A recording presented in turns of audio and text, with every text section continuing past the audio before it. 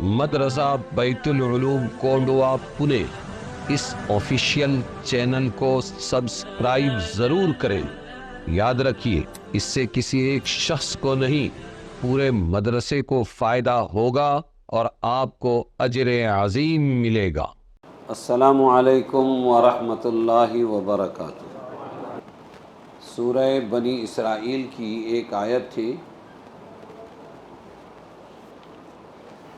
جس کا ترجمہ تھا کہ اپنے ماں باپ کو اف تک مت کہو اور نہ ان کو جھڑکو، بلکہ ادب کی بات کرو اور ہمیشہ ان کے سامنے جھک کر رہو۔ یہ نہیں کہ کما رہے تو سینہ تان کے سر اٹھا کے بات کرو، اور پھر دعا بھی کرو ان کے لیے، اے میرے رب ان دونوں پر ایسے رحم فرما جیسا انہوں نے مجھے چھوٹا سا تھا تب پالا۔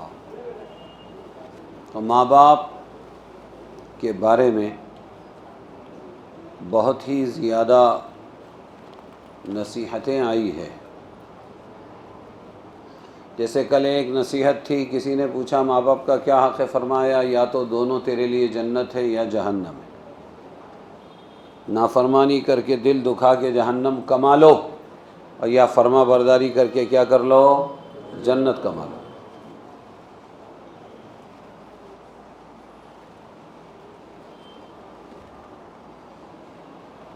اسی طرح آپ صلی اللہ علیہ وسلم نے فرمایا، جو خدمت گزار بیٹا اپنے ماں باپ پر رحمت و شفقت سے نظر ڈالتا ہے، ہاں خدمت گزار بیٹا، یہ شرط لگائیے، خدمت بھی کرتا ہے اور پھر محبت کی نظر اپنے ماں باپ پر ڈالتا ہے، شفقت کی نظر ڈالتا ہے، تو ہر نظر کے بدلے میں ایک حج مقبول کا ثواب پاتا ہے۔ تو لوگوں نے عرض کیا وہ دن میں اگر 100 مرتبہ اپنے ماں باپ کو محبت سے دیکھے تو فرمایا 100 حج کا ثواب ملے گا، وہ بھی حج مقبول۔ لوگوں کی طبیعتیں اس طرف نہیں چلتی، ہاں 7 لاکھ 8 لاکھ روپیہ خرچ کریں گے اور پھر سوچیں گے کہ اب ہم نے حج کیا ہے، لیکن پتہ نہیں مقبول ہے یا نہیں۔ لیکن ماں باپ پر محبت کی نظر کوئی ڈالے، دن میں 100 مرتبہ ڈالے تب بھی 100 حج مقبول کا ثواب۔ بیٹھے بٹھائے گھر میں حج کر سکتا ہے لیکن محروم رہتا ہے۔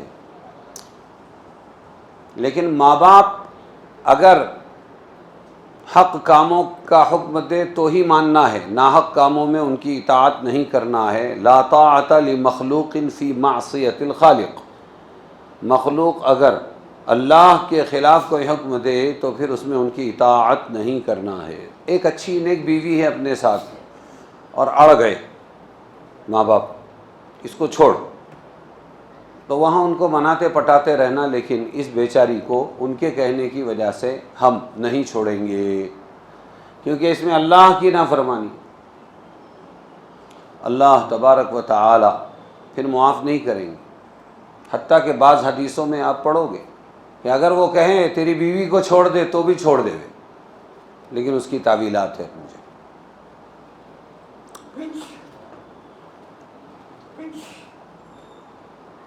حتیٰ کہ مسلمان ہونا بھی شرط نہیں ہے، ماں باپ مسلمان ہو نہیں، ماں باپ کا ادب اپنی جگہ باقی رہے گا، خدمت باقی رہے گی، چاہے وہ مشرک ہو۔ وصاحبہما فی الدنیا معروفا وَإِن جَاهَدَاكَ عَلَىٰ أَن تُشْرِكَ بِي مَا لَيْسَ لَكَ بِهِ عِلْمٌ فَلَا تُطِعْهُمَا، اگر وہ یہ کوشش کرنے لگے کہ بیٹا بیٹی اسلام سے پھر جاؤ، تو اب یہ اللہ کی نافرمانی ہے، اس میں ان کی اطاعت نہیں ہے، فَلَا تُطِعْهُمَا، تو ان کی اطاعت مت کرنا اور مسلمان ہی رہنا، ان کو کافر مشرک رہنے دینا۔ لیکن کیا پھر اس کے بعد ان سے نفرت کرنا اور ان کا حق ادا نہ کرنا، ان کو الٹے جواب دینا، یہ سب جائز ہو جائے گا؟ فرمایا نہیں، اسی کے آگے ہے وَصَاحِبْهُمَا فِي الدُّنْيَا مَعْرُوفًا، اور ان دونوں ماں باپ کے ساتھ میں کیسے رہو دنیا میں؟ بھلے طریقے پر رہو۔ کیسے رہو؟ اور میں نے تو آگے اور کہہ دیا تھا کل کہ وہ مسلمان ہو ماں، اور پھر جو ہے زنا کی مرتکب ہو، تب بھی ماں ماں ہے، اس کے اس گندے عمل کی وجہ سے اس کے لیے نافرمانی جائز نہیں ہوگی۔ سمجھ میں آیا؟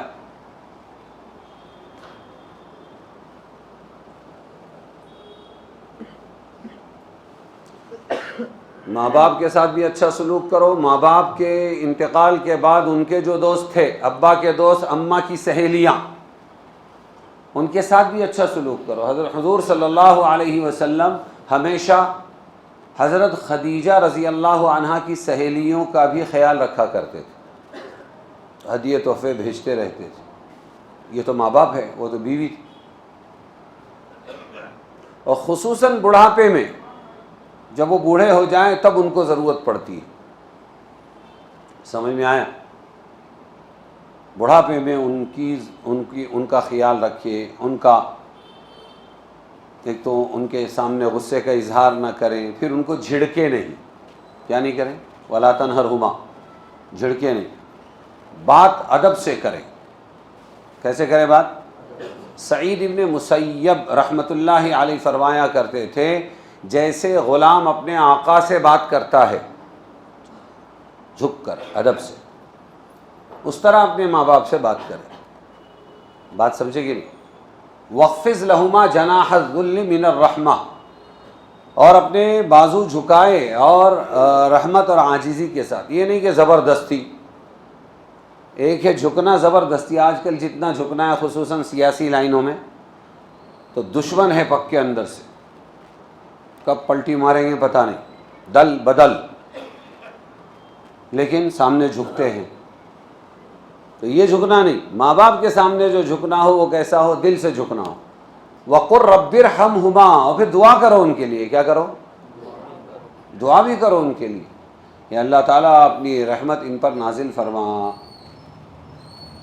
تو ماں باپ اگر مسلمان ہیں تو رحمت کی دعا ہے، لیکن اگر وہ مسلمان نہ ہو تو ان کی زندگی میں یہ دعا اس نیت سے جائز ہوگی کہ اللہ ان کو دنیاوی تکلیف سے بچا لے اور ایمان کی توفیق ہو. مرنے کے بعد ان کے لیے دعائے رحمت نہیں ہے.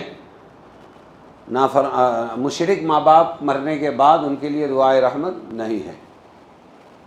ایک عجیب واقعہ پیش آیا. حضور صلی اللہ علیہ وسلم کے زمانے میں ایک شخص حاضر ہوا اور شکایت کی میرے باپ نے میرا مال لے لیا. کیا لے لیا؟ تو لیتے رہتے ہیں مال. تو حضور نے فرمایا بلا کے لاؤ، اس کے باپ کو بلا کے لاؤ. اور پھر جب ابا آ گئے اس کے تو پھر فرمایا کہ بڑے میاں ذرا وہ بات کیا ہے جو تمہارے دل نے تو کہی لیکن تمہارے کانوں نے بھی نہیں سنی، وہ سنا دو ذرا. کیا کر دو؟ عربی اشعار ہے، دیر ہو جائے گی.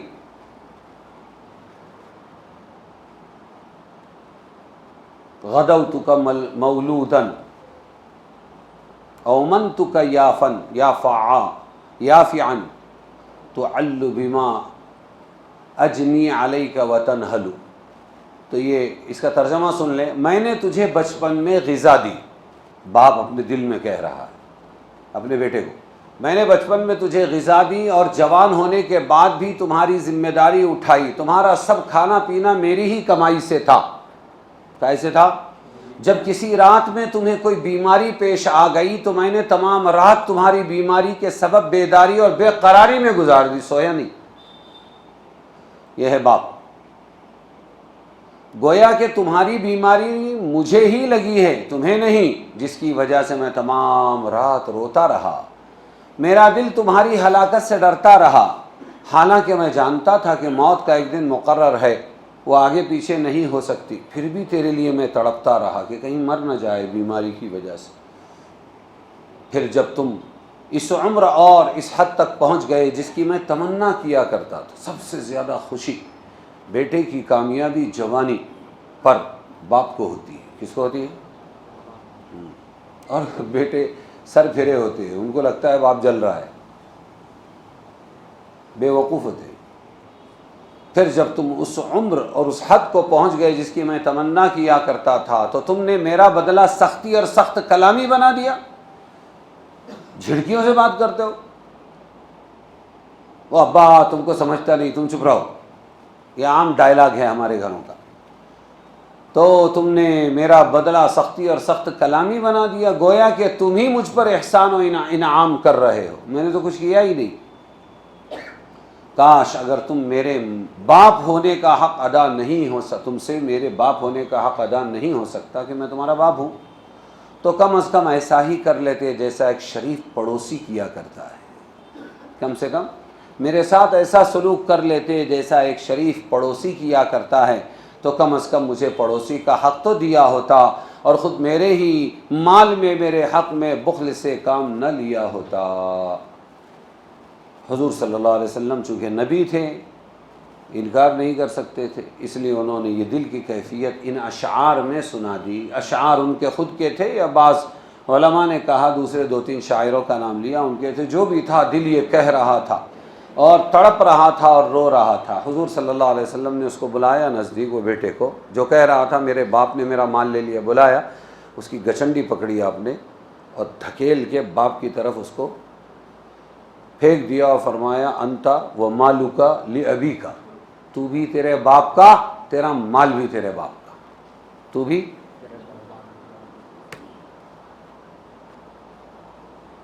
اور آج کا زمانہ، او ہو ابا بیچو نا وہ فلیٹ، بیچو نا وہ دکان، وہ کھیت، کب کریں گے؟ جب ہم مریں گے تب کیا؟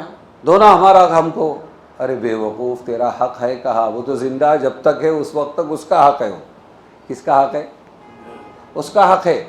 وہ مر جائے گا تو میراث کا قاعدہ آئے گا، مرنے سے پہلے اللہ بھی پورا مال بھی اٹھا کے دے سکتا ہے، وہ پورا مال بھی۔ ہاں، تو یہ ایک نئی بیماری مسلمانوں میں آئی، دو نا ہمارا حق۔ ہاں، تو انداز مردانہ ہے اور فعل ہجڑوں کا ہے۔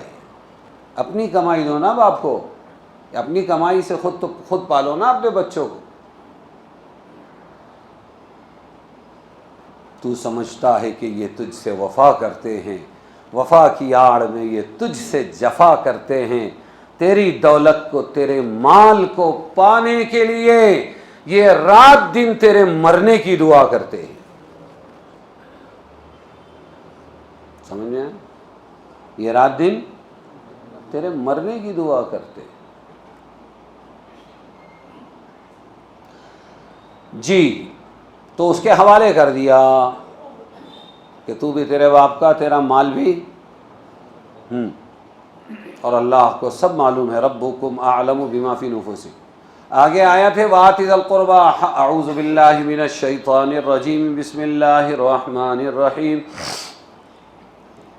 وآت ذی القربى حقہ والمسکین وابن السبیل ولا تبذر تبذیرا ان المبذرین کانوا اخوان الشیاطین وکان الشیطان لربہ کفورا۔ یہ آیت ہے 26 اور 27۔ اور دے، اور آپ دیں قرابت والے کو، اے مسلمان تو دے قرابت والے کو اس کا حق، رشتہ دار کو اس کا حق دے، اور محتاج کو اور مسافر کو، اور مت اڑا بیجا، ولا تبذر تبذیرا، مال بیجا مت اڑا، بے شک اڑانے والے بھائی ہیں شیطانوں کے، ان المبذرین کانوا اخوان الشیاطین، اور شیطان ہے اپنے رب کا ناشکرا۔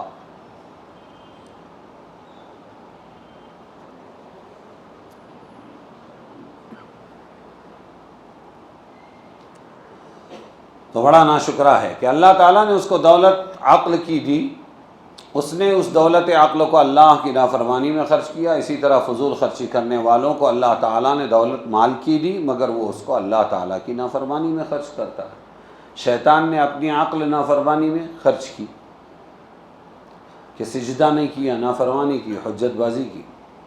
اور یہ کیوں شیطانوں کا بھائی ہے؟ کون زیادہ فضول خرچی کرنے والا؟ کہ اس کو اللہ نے عقل کی جگہ مال کی دولت دی، تو اس نے مال کو بھی بیجا خرچ کی، اس کا بھائی ہو گیا۔ عام رشتہ داروں کے بھی حقوق ہے، صرف زکوٰۃ دے دی ہم نے 1 لاکھ پر 2,500 تو نہیں چلے گا، صرف اپنے گھر والوں کو راشن وغیرہ دے دیا نہیں چلے گا۔ یہ جو رشتے جوڑے ہیں اللہ تعالیٰ نے، یہ آزمائش ہے، ان کو بھی کچھ کچھ دیتے رہنا چاہیے۔ اور رشتہ دار اکثر غریب ہوتے ہیں، بہت کم لوگ مالدار ہوتے ہیں۔ سمجھ میں آیا؟ جب اللہ نے رشتہ داری کو پیدا کیا، رحم کہتے ہیں، کیا کہتے ہیں؟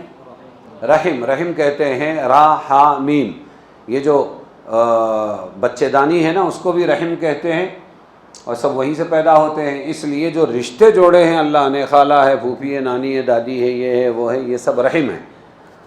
تو جب اللہ نے یہ رشتہ داری پیدا کی تو یہ چپک گئی عرش رحمان سے، رحمان کے عرش سے ہی چپک گئی. کیا بات ہے کہ لوگ مجھے کاٹیں گے اے اللہ، ناطے کاٹیں گے، رشتے کاٹیں گے. غریب ہے تو بہن بہن کو نہیں پوچھے گی، مالدار ہے تو پرایوں کو بھی پوچھیں گے اور اپنا رشتہ بتائیں گے. تو اللہ نے فرمایا جا، میں نے بھی یہ طے کر لیا ہے، تجھے میں نے راحمیم، رحمان میں بھی دونوں تینوں ہے اور رحیم میں بھی تینوں ہے، میں نے اپنے مادہ رحم سے تجھے پیدا کیا ہے اور یہ طے کیا جو تجھے جوڑے گا میں اسے اپنی رحمت سے جوڑوں گا اور جو تجھے کاٹے گا اپنی رحمت سے کاٹ دوں گا. اس لیے ناطے جوڑنا بہت اہم کام ہے. اور یاد رکھو، تجربے کی بات کہہ رہا ہوں، ناطا باتوں سے نہیں جڑتا. غریب رشتہ داروں کو پیسوں کی ضرورت ہوتی ہے، اس لیے کچھ نہ کچھ دیتے لیتے رہنا چاہیے، اس لیے اس سے رشتے جڑیں گے. تو جو فیوی کوئک ہے یا فیوی کال ہے رحم کو جوڑنے کا، وہ پیسہ ہے. ملتے بھی رہو، پیسے بھی دیتے رہو. اور پھر وہ جو سنائیں، غریبوں کے پاس دکھڑے بہت ہوتے ہیں. کیا ہوتے ہیں؟ وہ جو سنائیں اس کو سن لو، وہ سب سے بڑا رشتہ جوڑنا ہے. اس لیے کہ سنا کہ ان کا دل کیا ہو جاتا ہے؟ ہلکا ہو جاتا ہے. تو سنتے رہو، تو پھر اللہ ہم کو جوڑیں گے. ارے سمجھے کہ نہیں سمجھے؟ تو رشتہ داروں کا بھی حق ہے زکوٰۃ کے بعد، اپنے گھر والوں کے بعد. امام اعظم ابو حنیفہ کے نزدیک اسی فرمان کے تحت جو رشتہ دار ذی رحم محرم ہو، اگر وہ عورت یا بچہ ہے جن کے پاس اپنے گزارے کا سامان نہیں، ذی رحم محرم، ذی رحم محرم کس کو کہیں گے؟ سگا بھانجا، پھوپھی کا بھتیجا، چاچی کا نہیں بول رہا ہوں، کس کا بھتیجا؟ ہاں، خالہ کا بھانجا، خالہ کا، جن سے کبھی آپس میں نکاح نہیں ہو سکتا، اس کو ذی رحم محرم کہتے ہیں. سمجھ میں آیا؟ اور بھی رشتے بہت ہوتے ہیں، سوتیلے وغیرہ. تو فرمایا امام ابو حنیفہ نے کہ اس فرمان کے تحت جو رشتہ دار ذی رحم محرم ہو، اگر وہ عورت یا بچہ ہے جس کے پاس اپنے گزارے کا سامان نہیں اور کمانے پر بھی وہ قادر نہیں، اسی طرح جو رشتہ دار ذی رحم محرم اپاہج یا اندھا ہو اور اس کی ملک میں اتنا مال نہیں جس سے اس کا گزارا ہو سکے، تو ان کے جن رشتہ داروں میں اتنی طاقت وسعت ہے کہ وہ ان کی مدد کر سکتے، ان پر ان سب کا نفقہ فرض ہے. ارے سمجھے کہ نہیں؟ ہم تو سمجھتے خالی میری بیوی میرے بچے، بچے گا تو ماں کو دیں گے نہیں تو نہیں، اور 4 بیٹے ہیں تو گھماتے رہیں گے، تو رکھنا تیرے پاس، تیری ماں نہیں کیا ہو. ارے سمجھے؟ ہاں، یہ سب چل رہا ہے. تو ان کا بھی، رشتہ داروں کا بھی نفقہ فرض ہے. بولو، اگر ایک ہی درجے کے کئی رشتہ دار صاحب وسعت ہوں تو ان سب پر تقسیم کر کے ان کا گزارا نفقہ وغیرہ دیا جائے گا. وعلی الوارث مثل ذلک کا مطلب یہی ہے، سورہ بقرہ میں ہے وعلی الوارث. اب یہ تبذیر اور اسراف میں کیا فرق ہے؟ اسراف بھی حرام ہے، کلوا واشربوا ولا تسرفوا، کھاؤ پیو اور اسراف کہتے ہیں فضول خرچی کو. لیکن ان المبذرین، تبذیر کرنے والے، اڑانے والے پیسوں، یہ تو شیطان کے بھائی. اتنی سخت وعید اسراف میں نہیں ہے، وہ بھی حرام یہ بھی حرام. تو دونوں میں فرق کیا ہے؟ سمجھ میں آیا؟ تو بہت لمبی چوڑی تفصیل ہے، ہم خلاصہ بولتے ہیں، اور وہ یہ ہے کہ جائز اور حق کاموں میں حد سے زیادہ خرچ کر دینا اسراف ہے، اور ناجائز کاموں میں اڑانا یہ تبذیر ہے. ارے سمجھ میں آیا؟ جائز اور حق کاموں میں خرچ کرنا، جیسے اپنے گھر کا خرچ چل سکتا ہے 25,000 میں ماہانہ، تو وہاں 1,25,000 کتنے؟ ہاں، عزا پزا ٹزا، آئس کریم وائس کریم، چائنیز جاپنیز چپٹیز. سمجھ میں آیا کہ جائز کھانوں میں اور پہننے میں بہت زیادہ خرچ کر رہے ہیں، صوفے انٹیریئر بہت خرچ کر رہے ہیں، تو یہ ہو جائے گا اسراف. سمجھ میں آیا؟ ہاں. اور ریس میں اور شراب میں اور جوئے میں، اور ناجائز کاموں میں خواہ مخواہ خرچ کر رہے ہیں. یہ اڑانا بولتے ہیں اس کو, اڑانا. ہاں, خوشی کے موقع پر 7واں مہینہ چل رہا ہے, پیٹ میں بچہ ہے, تو شیطانی وسوسہ ستواسا, کیا مناتے ہیں یہ لوگ؟ ستواسا. مطلب یہ کیا ہے ستواسا؟ نہیں, وہ داماد جی نے بڑا احسان کیا ہے, ان کو بلانے کا, اکرام کرنے کا, اور اس کے گود میں فروٹ ڈالنے کا, اور اس کو سب کے سامنے پیٹ دکھانے کا جتنا ہو سکے. کیا ہے؟ اللہ کی نعمت کی ناشکری. جس نے اصل بچہ دیا اس کی ناشکری, اور جو سبب بنا اس میں زبردستی کے خرچے کر رہے ہیں. تو یہ کیا ہو گیا؟ یہ تبذیر ہوگا, یہ جائز کام نہیں ہے. حرارے فرارے لگا رہے, اسلام زندہ آباد ربیع الاول, سمجھ میں آئے؟ ہاں, اسلام زندہ آباد. تلوار ہاتھ میں نہیں ہے تو وہ کپڑے نہیں کہ جس پہ لپیٹتے ہیں بیوپاری لوگ, وہ لکڑی کا بھی ہوتا ہے اور کائے کا ہوتا ہے, تمہارے ایس ایس کا بھی ہوتا ہے, اسٹین لیس اسٹیل, وہ گھما رہے ہیں. تو خواہ مخواہ ڈی جے لگا رہے ہیں. یہ سب حرام کام ہے. کیا یہ؟ تو یہ تبذیر ہے. کیا ہے؟ اس لیے یہ شیطان کے بھائی ہے, مال کا غلط استعمال. ارے سمجھے کہ نہیں سمجھے؟ آگے آیت ہے 28ویں, وَإِمَّا تُعْرِضَنَّ عَنْهُمُ ابْتِغَاءَ رَحْمَةٍ مِّن رَّبِّكَ تَرْجُوهَا فَقُل لَّهُمْ قَوْلًا مَّيْسُورًا. اور اگر کبھی تغافل کرے تو ان کی طرف سے انتظار میں اپنے رب کی مہربانی کے, جس کی تجھ کو توقع ہے, تو کہہ دے ان کو بات نرمی سے.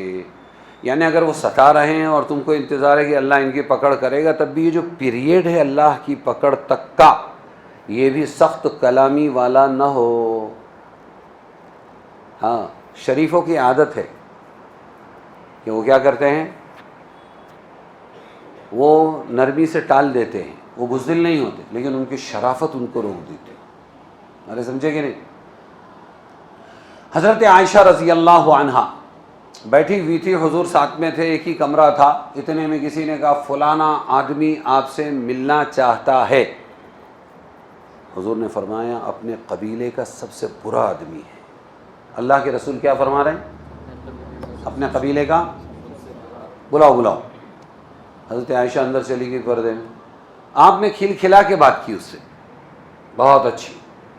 وہ چلا گیا تو حضرت عائشہ آبجیکشن, اعتراض کیا حضرت عائشہ نے. آپ نے فرمایا تھا اس لیے ایسے بنو, جو بات حق کے خلاف لگے بولا کرو, پوچھا کرو, خالی نندی بیل کی طرح منڈی مت ہلایا کرو. داڑھی ٹوپی منڈی, پاؤس پڑل کا بگو بگو, ہاں بارش برسے گا, ہاں بڑے بڑے اجتماع ہونے چاہیے, ہاں ہونے چاہیے, بالکل نہیں ہونے چاہیے چھوٹے چھوٹے اجتماع, ہاں ویسی ہونی چاہیے. تیرے اس ہاں کا اعتبار کروں کہ تیرے اس ہاں کا اعتبار کروں؟ ہمارا بیت المال تمہارے باپ کا نہیں ہے, امت کا ہے. صحیح خرچ کرو گے ٹھیک, ورنہ ایسے سیدھا کریں گے جیسے ہم تیر کو سیدھا کرتے ہیں. بیٹھ جا, جب تک تیرے جیسے موجود ہیں اس وقت تک یہ امت گمراہ نہیں ہوگی. جو عمر کو ٹوک سکے, کوئی عمر سے بڑا نہیں. ارے سمجھے گے نہیں؟ ہاں, تو بولا کرو. حضرت عائشہ حضور کو پوچھ رہی ہے, شوہر ہیں اپنی جگہ, ہم دین سیکھنے کے لیے آئے ہیں نا نبی کے پاس. اسی لیے فرمایا تھا حضور نے خذوا سلوسی دینکم من هذه الحمیرہ. 9 سال کی عمر میں آئی, 9 سال حضور کے ساتھ رہی, 18 سال میں بیوہ. اور حضور یہ فرماتے ہوئے جا رہے ہیں کہ اپنے دین کے اگر 100 میں سے 66 پیسہ تم کو چاہیے علم, تو یہ عائشہ سے لے لینا. پوچھتی تھی تب تو, آبجیکشن ڈالتی تھی تب تو علم ملتا تھا. اے اللہ کے رسول, آپ نے فرمایا تھا سب سے برا آدمی ہے, اور اتنا کھلکھلا کے اتنے اچھے حسن سلوک کے ساتھ آپ پیش آئے, ایسا کیوں؟ فرمایا میں برا آدمی بننا نہیں چاہتا, میری شرافت مجھے روکتی ہے کہ میں برے کے ساتھ برائی نہیں کروں گا. لیکن ساتھ میں ایک مسئلہ معلوم ہو گیا, ایک بات بتا دی کہ کسی کی برائی اگر ہے تو وہ ناجائز فائدہ نہ اٹھائے, اس لیے اس کی حقیقت بھی امت کو بتا دو. ارے سمجھے کہ نہیں؟ کچھ لوگ آئے, خالی ایک فوٹو کھینچا مفتی صاحب کے ساتھ میں, او ماشاء اللہ ہمارے ارد گرد کے, السلام علیکم علیہ السلام, مفتی صاحب کے بہت قریب کا ہے. ارے مفتی صاحب ادھر ہے, ارجنٹ میں 50,000 روپیہ منگائے. ادھر سے 25، ادھر سے 50، ادھر سے 1,00,000 اور سب دے رہے ہیں کیونکہ مفتی صاحب کا آدمی ہے، مفتی صاحب کے فرشتوں کو بھی خبر نہیں ہے۔ یہ نقطہ بتانے کے لیے کہ غلط فہمی میں مت رہنا، حضور نے فرمایا امت کا، اپنے قبیلے کا سب سے برا آدمی ہے، یہ غیبت نہیں ہے، یہ کھڈے میں گرنے سے بچانا ہے امت کو۔ ارے سمجھے کہ نہیں؟ یہ بات آپ کو کوئی نہیں بتائے گا، میں بہت تجربے کے بعد اس حدیث سے یہ مسئلہ اخذ کر کے آپ کو بتا رہا ہوں، یہ کوئی غیبت نہیں ہے، ورنہ حضور بھی نہ فرماتے، سمجھے؟ تو یہ ہے کہ اللہ کا عذاب اگر اعراض کرنے والوں پر آئے گا، یہ انتظار ہے آپ کو، تو اس وقت تک بھی بات جب کریں گے تو آپ اپنی شرافت کے ساتھ بات کریں، الٹی سلٹی بات نہ کریں۔ ارے سمجھے کہ نہیں؟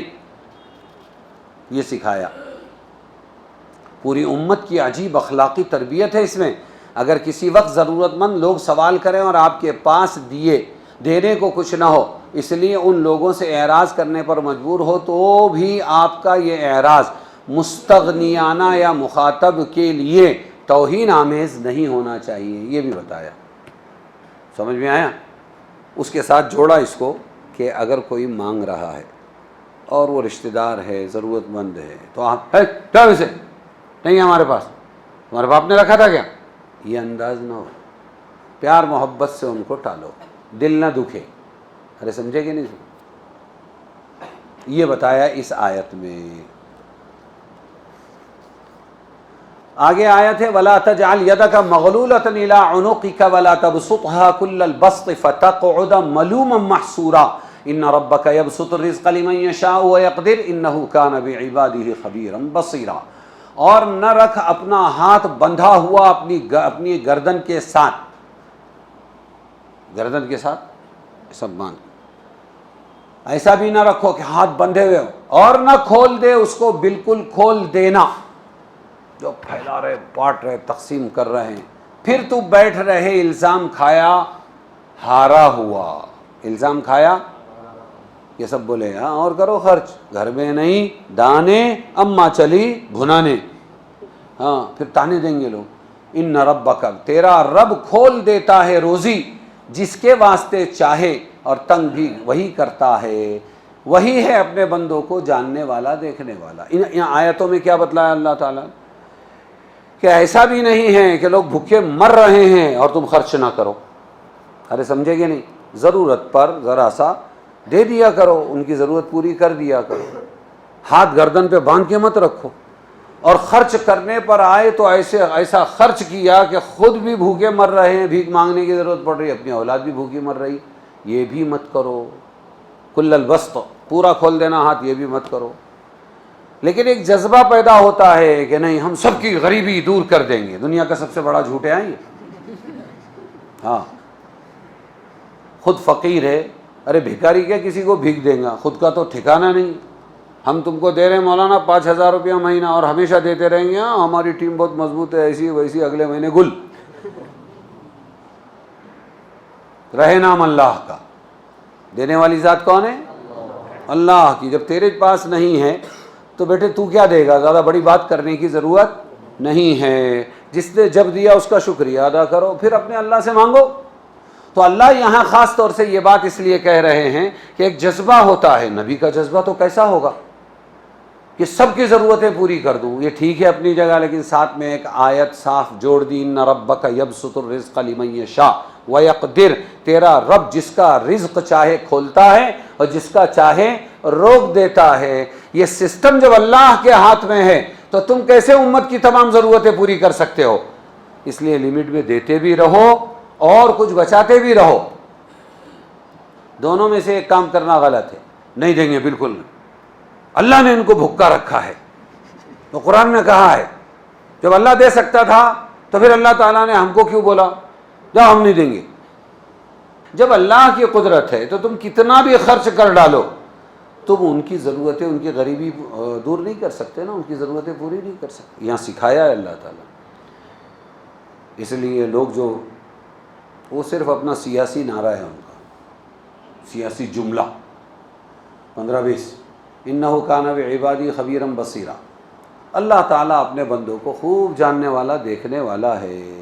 خرچ کرنے میں اعتدال کی ہدایت کی اللہ تعالیٰ. اللہ کی راہ میں اتنا خرچ کرو کرنا کہ خود پریشانی میں پڑ جائے، اس کا یہ غلط ہے، اس کا درجہ کیا ہے. مولانا یونس صاحب رحمۃ اللہ علیہ فرمایا کرتے تھے، شروع میں جب تبلیغ میں لگے بہت سے لوگ تو اتنا تقاضوں کا جذبہ ان کے دماغ میں آیا کہ کہنے لگے مولانا، 3-4 لوگ بولنے لگے ہم خالی تقاضوں کی جماعت بنیں گے، نہ دکان پہ جائیں گے، نہ گھر پہ جائیں گے، مسجد میں رہیں گے، مرکز میں رہیں گے، ادھر سے آئے ادھر گئے اور ادھر سے آئے ادھر گئے. آپ کیا بولتے ہیں؟ مولانا نے فرمایا میری ڈیرنگ نہیں ہے، مرکز میں حضرت جی سے پوچھو. انہوں نے کچھ پوچھا بیچھا نہیں، آپس میں مشورہ کیا اور دید تنادن دین کے تقاضوں پر. نماز وغیرہ تو ہے، پھر نماز کو زندہ کرنے والی جو دعوت کی محنت ہے، تقاضوں پہ تقاضے، اور جب ضرورتیں رکتی نہیں. ہاں ضرورتیں روزانہ کی تیل نمک مرچی سلنڈر رکتی نہیں ہے. وہ 10 کا 10,000 ماہانہ 15,000 ماہانہ ہو تو لگے گا ہی. جب اس زمانے میں جب ایسا ہوا تو کہنے لگے مولانا پھر اس کے بعد جو لالے پڑے ان کے خرچے وغیرہ کے، تو اس کے بعد وہ اب کمائی کی طرف آئے. اب جب کمائی کی طرف آئے تو وہ تقاضے تو بازو کو رہے، نماز کے بھی لالے پڑ گئے. ارے سمجھے کہ نہیں سمجھے؟ اعتدال بتایا. کیا سکھایا؟ ہاں حضور سے پرمیشن لینے گئے تھے نا، آپ اتنے پیر سوجنے تک کی عبادت کرتے، اللہ کے رسول ہیں آپ، کہ تم کیا چاہتے ہو؟ میں شادی نہیں کروں گا، میں کمائی نہیں کروں گا، میں دن کو کھاؤں گا نہیں، روزہ ہی روزہ رکھوں گا، میں اپنی بیوی کے پاس نہیں جاؤں گا. فرمایا جاؤ سیدھا اپنا کام کرو، میں اللہ کا رسول ہو کے یہ سب کرتا ہوں، تم بھی کرتے رہو. سمجھ میں آیا؟ ہاں اللہ تعالیٰ کو یہ سب پسند نہیں ہے. اللہ تعالیٰ نے بہت اچھا دین دیا ہے، تو اعتدال کے ساتھ اللہ کے دین کا کام بھی کرو، خرچ بھی کرو، سب بتایا. خرچ میں بد نظمی ممنوع ہے. سمجھ میں آیا؟